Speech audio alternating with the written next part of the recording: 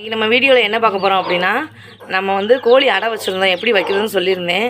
நான் 8 முட்டை வந்து அடை வச்சுருந்தேன். பாருங்கள், அடை வச்ச 8 முட்டையும் வந்து குஞ்சு பொரிச்சிருச்சு. அழகாக இருக்குது. நேற்று நைட்டு தான் குஞ்சு பொரிச்சிச்சு.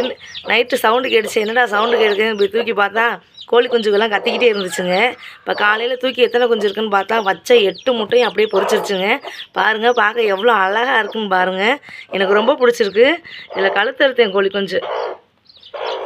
இங்கே பாருங்கள், கழுத்தறுத்தா குஞ்சு ரொம்ப அழகாக இருக்குது. எனக்கு இந்த குஞ்சு வந்து வீட்டுக்கு அழகுக்காக வளர்க்குறதுக்கு ரொம்ப பிடிக்கும்.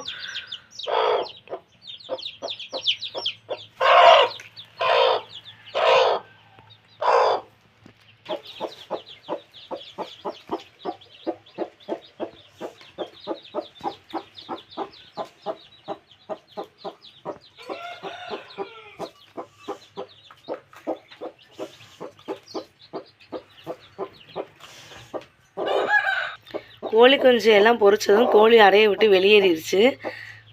பாருங்கள், வேறு முட்டை இருக்காக்குன்னு நினச்சிட்டு அடையில் எப்படி உட்காந்துருக்குன்னு பாருங்கள்.